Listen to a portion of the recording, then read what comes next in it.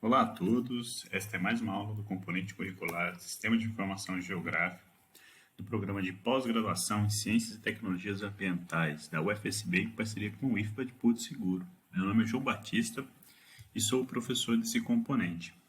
Para a aula de hoje, a gente vai ver modelos de estado de elevação. A gente vai fazer uma continuação da aula anterior, só que agora a gente vai gerar o modelo pronto e a gente vai trabalhar em cima desse modelo para delimitar uma bacia hidrográfica. Tá? A gente vai trabalhar com o modelo digital pronto, SRTM, né, que foi uma missão realizada, tá? Se não me engano, em 2020, né, em 2000, fevereiro de 2000, onde um ônibus espacial levou um sensor, um radar, e mapeou toda a altimetria da Terra. O próprio Google Earth utiliza essa base de dados. Tá? Então, primeiro ponto, vou seguir o roteiro da nossa aula, que é a P18, tá? Com os dados que a gente da P18, eu já deixei lá para vocês o perfil altimétrico baixado do SRTM, nessa aula, mais os dados, né, de hidrografia e estações pluviométricas baixadas do site da ANA. Né? Como é que a gente pode obter os dados, né, SRTM? Então, vamos lá. No Google aqui, ó, a gente digita Embrapa SRTM, tá? E dá um Enter. Download do SRTM Brasil em relevo. Vou lá no estado da Bahia. E vou para a região que a gente tem interesse aqui, que a gente vai delimitar a bacia do rio Buranhém, né? Que é essa carta aqui, né? SE24VP. Um clique e peço para baixar aqui, tá? Pedindo para baixar ela vai baixar. E ela vai baixar esse arquivo aqui, tá certo? Esse arquivo, eu já descompactei na aula para vocês aqui na P18. É esse arquivo aqui, descompactado aqui já tá. Então, vai gerar esses três arquivos, a gente vai usar o arquivo .tif, né? Que tem informação altimétrica, tá bom? No QGIS, a gente vai seguir os seguintes passos, tá bom? Primeiro passo é inserir a nossa camada, tá? Raster de interesse aqui. Então, eu vou lá em gerenciar dados aqui. Raster, reticências. Vou lá na minha P18, né? E eu vou aqui, ó, inserir esse arquivo TIFF, tá bom? Então, abrir aqui, adicionar. Depois que ele adicionou, eu vou dar um close e ele vai gerar esse arquivo aqui. O que é esse arquivo? Ele indica que os pontos mais claros da minha imagem, tá? São os pontos de maior altimetria. E os pontos mais escuros são os pontos de menor altimetria. Né? Se eu der um zoom aqui, eu consigo identificar, né, olha lá, ó, cursos d'água aqui, porque são as regiões mais escuras da minha imagem, tá vendo lá? Então aqui, ó, são os pontos onde tem as menores cotas, os pontos de baixada, onde o rio passa, né? Por consequência, o rio vai passar nos menores pontos de drenagem, tá bom? Então, aqui nós estamos vendo o rio passando aqui. Então, é isso que a gente vai trabalhar aqui, né? O primeiro passo é a gente transformar o nosso sistema de coordenadas, né? Vamos lá ver o sistema de coordenadas que ele está. Para verificar o sistema de coordenadas, vai lá em propriedades, né? Informação. Está em WGS geográfico, né? WGS 84 geográfico. A gente vai passar para as siglas 2000, o TM24S. Como é que eu faço isso? Eu vou lá, vou selecionar aqui, né? Vou lá em exportar, salvar como. Vou clicar em reticências aqui, né? Eu vou pegar aqui a P18, eu vou só criar uma nova pasta para esses novos arquivos, né? Vou chamar de gravação, que é como estou gravando a aula, né? Gravação, e vou salvar como esse MDE-UTM, né? Então, salvar. Tipo do arquivo, GeoTIFF, né? Salvar.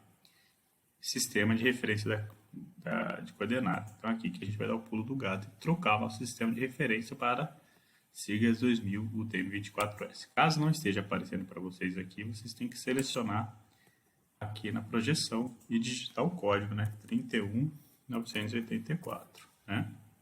Se não tiver o código, você vai ter que procurar eles aqui, tá? lá em SIGAS 2024S, está dizendo a zona de trabalho. Ok. Trocou meu sistema, você vê que ele vai entortar um pouquinho, né? Ó, que ele vai fazer uma projeção, ele vai alterar um pouquinho, tá? Feita essa parte aqui. Como o meu projeto estava com o sistema de coordenadas antigo, WGS84, eu vou fazer o seguinte, eu vou dar um novo projeto, vou descartar esse projeto aqui, tá? E eu vou fazer o quê? Eu vou adicionar somente agora raster, reticências, eu vou adicionar o que eu acabei de fazer, né? Adicionar, ele vai ficar com o sistema de coordenadas UTM-24S, do SIGAS 2000, né?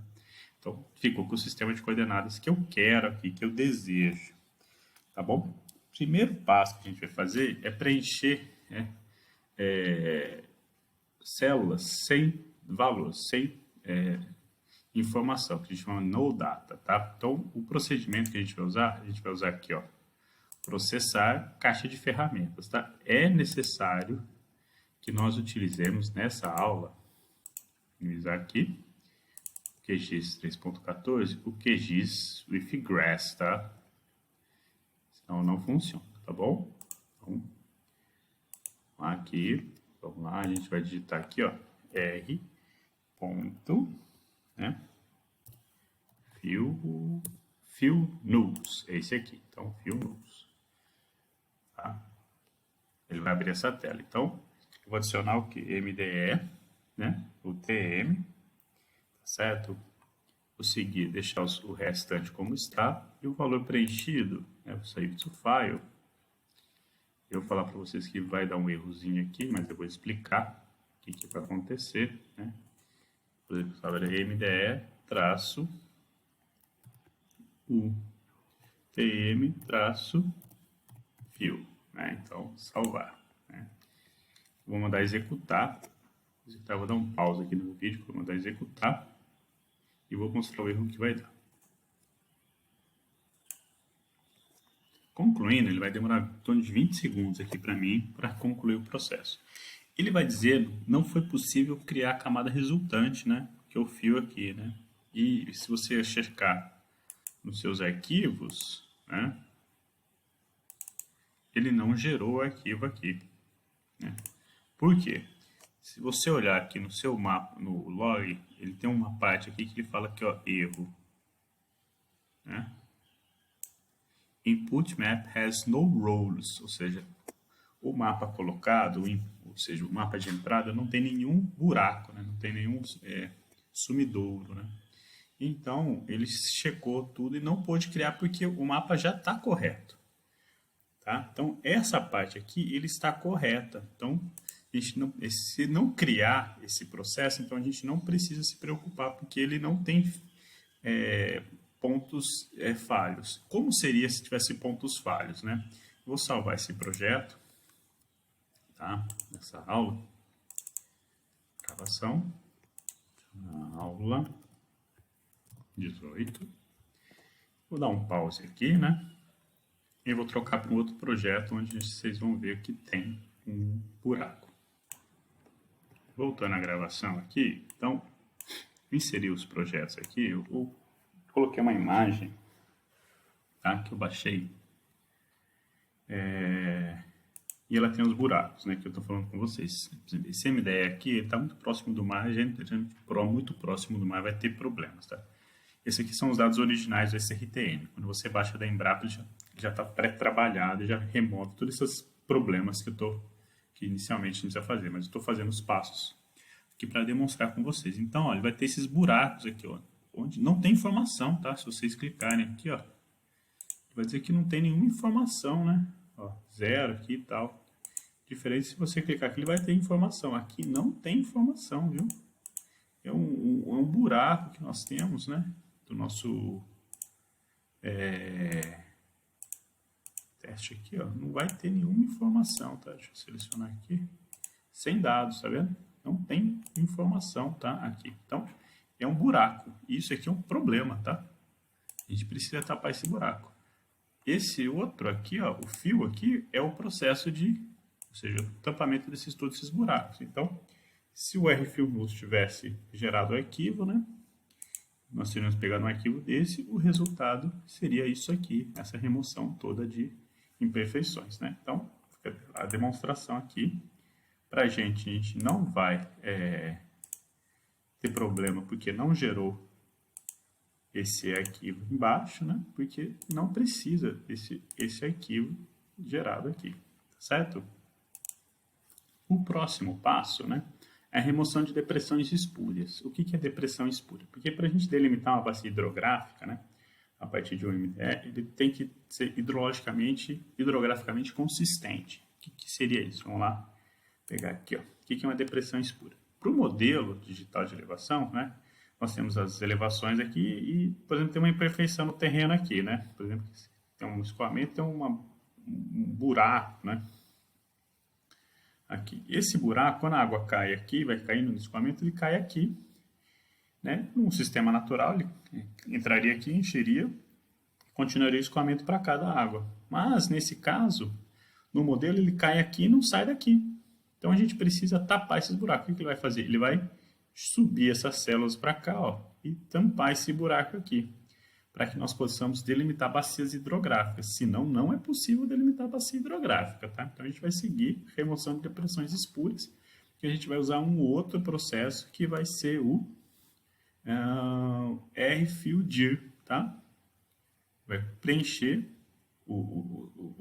as depressões espúrias e fazer a direção de escoamento. Ele vai gerar dois arquivos ao mesmo tempo aqui, economizando o processo do que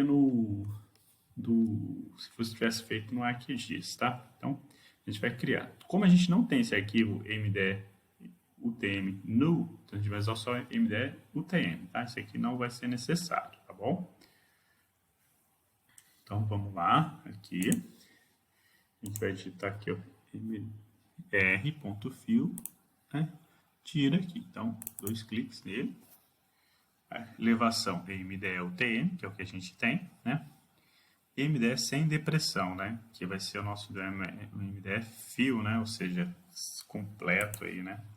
Save to file, né? Então, eu vou ver só o nome que eu vou colocar aqui para não ficar diferente do que a gente está trabalhando, tá bom? Então, a gente vai MDE-fil, né? Então, a gente vai colocar MDE-fil de complemento, né? Salvar. Direção do fluxo é outro arquivo importante para a gente, né? Então, save to file. Vou colocar o nome de Diresc, tá? Eu sempre adoto alguns nomes nas terminologias que para mim vai ser útil, né? MDE eu sei que modelo de estado de elevação, UTM está em coordenadas UTM. Diresc eu sei que é qualquer arquivo que vai ser de direção de escoamento, né? Fil é um arquivo de preenchimento, já sei. Então, eu faço essas nomenclaturas para mim, para não, quando for ver o arquivo depois, posteriormente, daqui alguns meses, eu sei o que é. E é importante adotar essas nomenclaturas, é importante essa organização, porque daqui a pouco vocês não sabem quais serão os arquivos, tá bom? Então, não executar aqui. Vou pausar o meu vídeo. Foi rápido, 10 segundos, né? Então, vou dar um close aqui. Bom, gerou esse arquivo aqui. Tem diferença? Deixa eu mostrar para vocês aqui. Tem diferença daqui para cá? Praticamente nenhuma, tá? Ele só fez o preenchimento. Ele gerou também um arquivo de direção de escoamento, que vai ficar meio estranho aqui para vocês, né? Mas ele é o que? Ele vai mostrar para onde o fluxo está indo. Cada célula dessa aponta para uma direção, né? Então, ele está dizendo para onde está o fluxo de escoamento do rio, né? Então, isso aqui é essencial para a delimitação de bacias hidrográficas, tá? Porque ele vai dizer onde está indo o fluxo do escoamento, né? E aqui ele está mostrando quais foram as áreas problemáticas onde foi feito o preenchimento das expressões espúrias, né? Áreas com problemas. Ele é um arquivo temporário. Para a gente não tem problema, para a gente não tem utilidade nessa aula aqui. Em outros processos, se você quiser identificar isso, né? No terreno, tudo. Então, esse aqui é um arquivo útil. Mas para a gente aqui nessa aula não vai ser útil. Então, a gente vai usar os dois aqui, o Diresc e o MDE. Tá certo? O próximo passo é a gente gerar as bacias, né? Então, para gerar as bacias, a gente vai R, aqui no programa de ferramentas, Watershed, tá? Então, é um passo que a gente tem que fazer. Então, elevação, ele está dizendo aqui, qual que é o arquivo de elevação que a gente vai utilizar? A gente vai utilizar MDF-Fill, tá? Que é o que a gente vai ter de problema do MDF preenchido, tá bom? Ele vai gerar muitos arquivos, tá?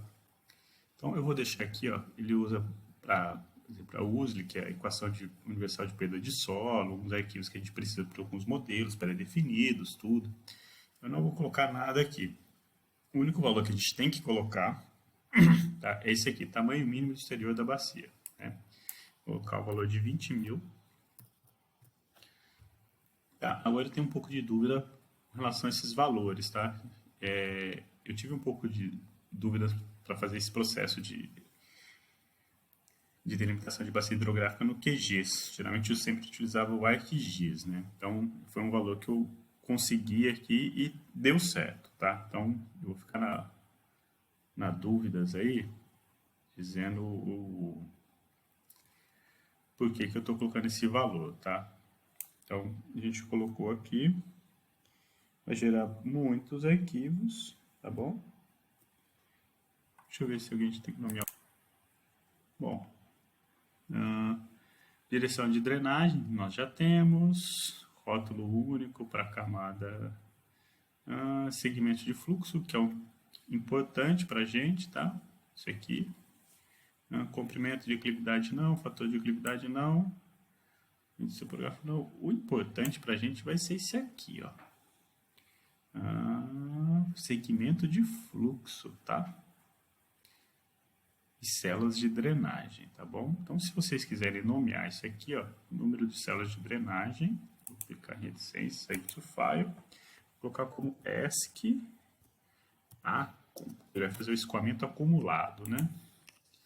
E de segmento de fluxo, se você colocar aqui, Save to File, se você quiser salvar como Stream, né? Que significa curso d'água, né? Ele vai dizer aqui. Então, vou mandar executar. Foi rápido, 12 segundos, tá?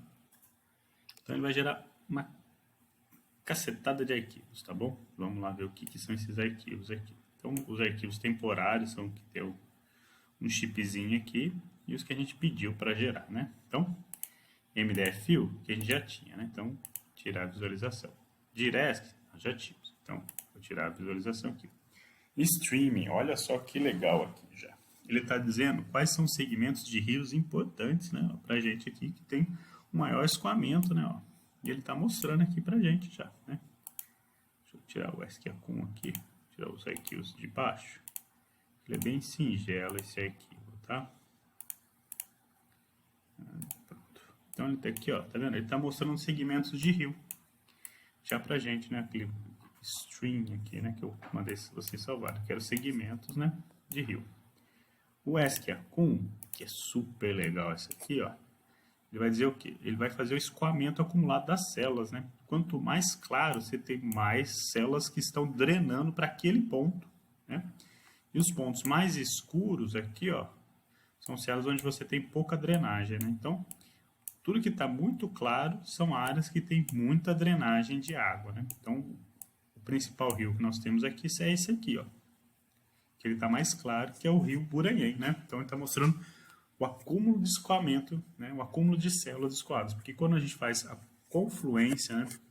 A direção de escoamento, ele vai apontando para a direção de escoamento. Esse ESC-Acum, ele vai acumulando as células anteriores que escoaram para aquela lá. E vai fazendo um somatório sempre que para a próxima célula. Então, ele joga o escoamento para a próxima célula e faz o somatório daquele escoamento. Tá bom? Então, feito aqui. Então, qual vai ser o próximo passo, né? A gente vai poder adicionar. Deixa eu salvar meu projeto, né? PD. Tá? Tem aqui em gerenciador de banco de dados. É importante salvar, né? E a gente criou o string, o ESC-Acum, porque os demais, se eu fechar meu projeto aqui, que é temporário, eu não vou ter essas informações, tá bom? Posteriormente, tá? Então, fechando o projeto, não tem mais o que está temporário aqui. Só passando uma rápida visão no temporário, né?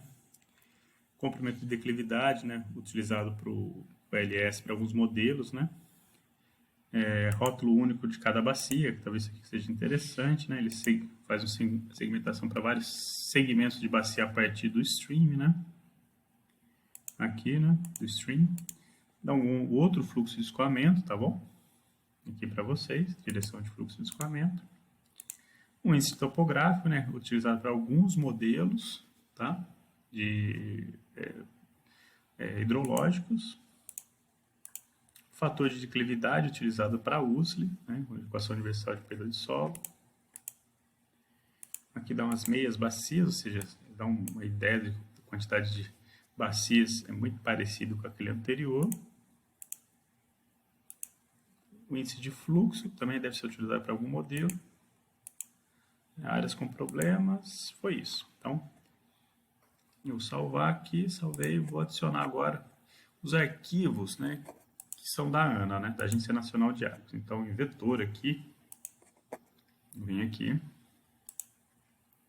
vou adicionar estações pluviométricas, né, estações pluviométricas e arquivo SHP, arquivo CHP e hidrografia. Então, vamos abrir, adicionar, vai falar que tem outro sistema de coordenadas, aqui os de SAD 69 para SIGAS 2000, está em SAD 69, não tem problema, dá um OK.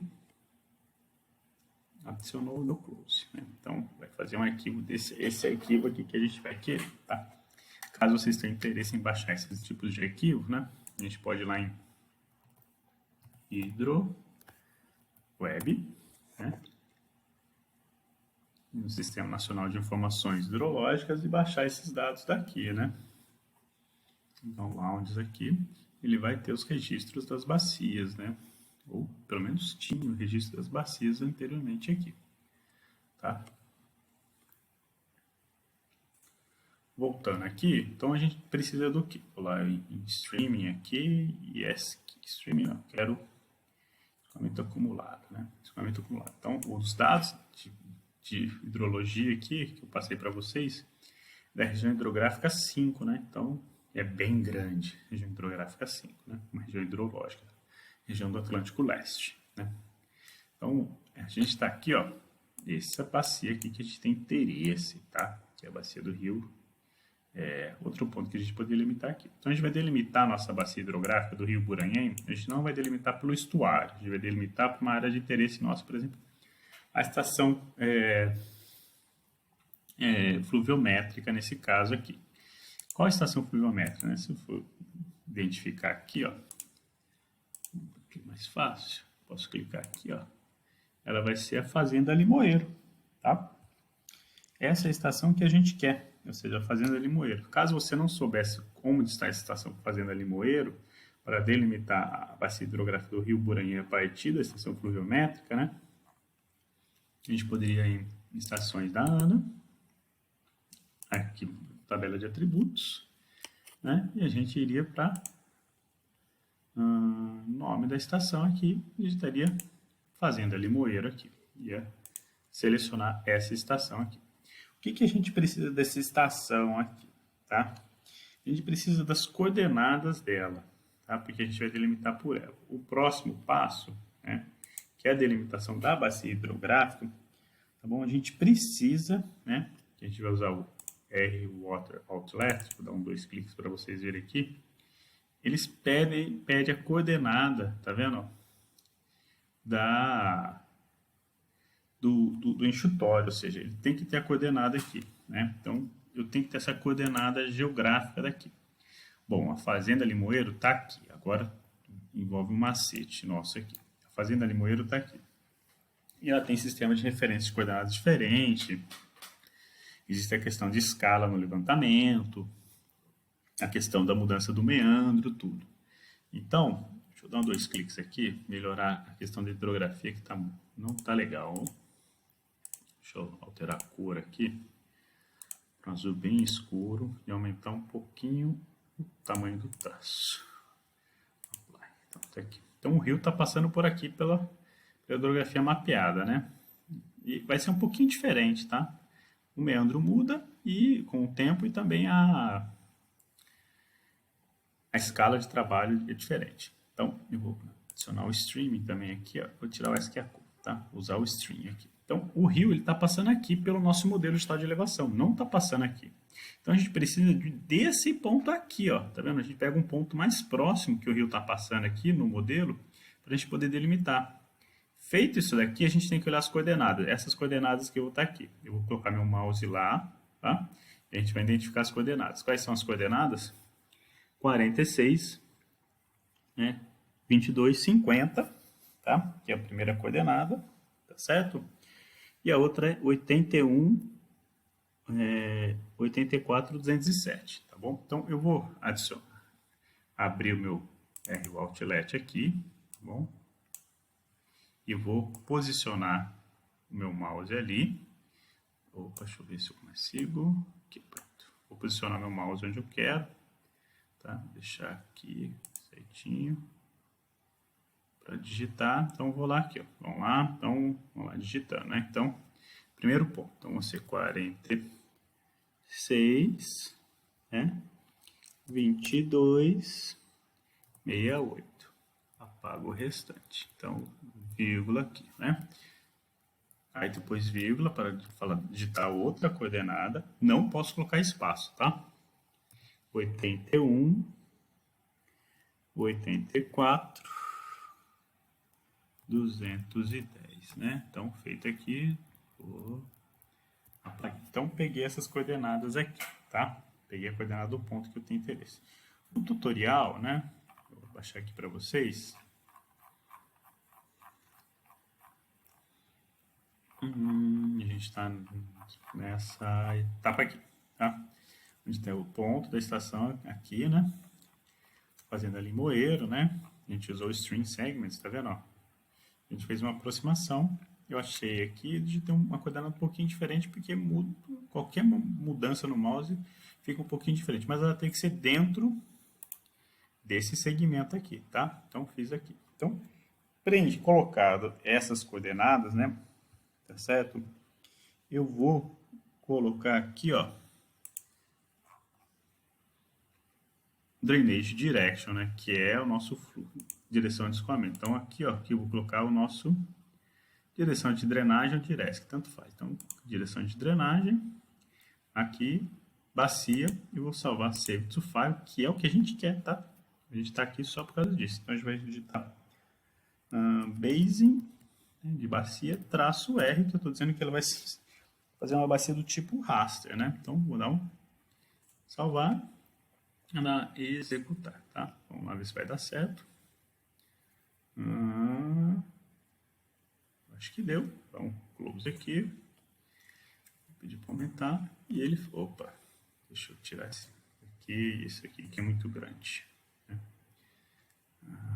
Aqui, pronto. É só adicionar aqui agora. Ele delimitou a minha bacia do rio Buranhém, tá vendo? Ó? A partir do modelo de estado de elevação. Se você jogar na hidrografia para cima, você vai ver, mas tá passando em alguns locais aqui, né? Por exemplo, aqui, ó, tá passando aqui, né? O segmento de água tá passando. Bom, ele delimitou por um tipo de base de dados. A gente está colocando duas bases de dados diferentes, né? Que é a hidrografia. Então, pode dar essas inconsistências, tá vendo? Um rio entrando na outra bacia, o rio saindo da bacia aqui, né? É porque o levantamento feito aqui foi feito uma escala diferente e uma data bem diferente dessa daqui. Então, vai ter diferenças mesmo, tá? Então, a gente delimitou a nossa área aqui, né? O próximo passo é transformar isso aqui para vetor, né? A gente está lá, tá em informação raster, né? Vamos transformar em polígono. Como é que a gente faz para polígono? Dentro aqui da caixa de processamento, em vez de estar r.to, tá? r.to-vec, né? É raster para vetor. 2 cliques. Então, a camada de entrada ele já fala que é a base, né? Já está certo, né? Eu vou usar aqui, ó, corners suaves de área, tá? Senão ele vai ficar tudo quadradinho aqui, o segmento vai ficar bem feio. Então, coloca aqui suavização, tá bom? A gente vai vir aqui, Save to File, vetorizado, gravação, a gente vai salvar com base, traço B, de vetor, tá? Então, salvar. gravando, né? E executar. Geralmente não demora, 4 segundos, close. Então, gerou nosso arquivo, né? Olha lá, gerou nosso arquivo de bacia. Então, ele dá uma suavização. Senão, se você não fizesse essa suavização, ele ia ficar tudo quadradinho aqui o vetor, tá? Então, ele dá uma suavização aqui, boa, melhora bastante, tá? A questão da bacia hidrográfica. Então, a gente delimitou nossa bacia hidrográfica aqui, né? Próximo passo, por exemplo, opa, vou sair daqui, tá para cá, seria, por exemplo, calcular a área dessa bacia, né? Como é que eu vou calcular a área dessa bacia? Então, vamos lá aí, ó. Abrir a calculadora de campo. O nome do campo vai ser área, underline, área, parênteses, km quadrado. Fecha aqui. Número inteiro? Não, eu quero um número real, né? Campo de precisão pode ser 6, precisão 2, né? E aqui eu vou digitar, procurar geometria, cifrão área. Como eu coloquei em quilômetros quadrados, eu tenho que colocar barra, tá bom? 10 elevado a 6 para transformar de metros quadrados para quilômetros quadrados. Já tem o preview aqui, ok? Já temos a nossa área aqui, né? Vai calcular o perímetro, por exemplo, né? A gente vai lá em calculadora de campo. Perímetro em quilômetros, né? Decimal real, precisão pode colocar uma 6, não precisa ser tão grande. 2 as casas decimais, então a gente vai lá de novo aqui, ó. Geometria. Procurar cifrar um perímetro. Cifrar um perímetro aqui, 2 cliques, né? Barra. Tem quilômetros, né? Então, barra 10 elevado a segunda, né? Isso. 10 elevado a segunda. 10 elevado a terceira, né? 10 elevado a terceira. 10 elevado a terceira. Ok. Então, ele gerou perímetros em quilômetros quadrados, ou seja, tem 466 quilômetros de perímetro, né? Então, vou salvar aqui as minhas inclusões de campo, termina a medição, né? Então, já tem a nossa bacia hidrográfica delimitada com a área e o perímetro, tá? Então, essa aula aqui, né, era para isso, era delimitar bacias hidrográficas a partir de um modelo digital de elevação, tá bom? Então, vou salvar aqui e essa aula termina aqui.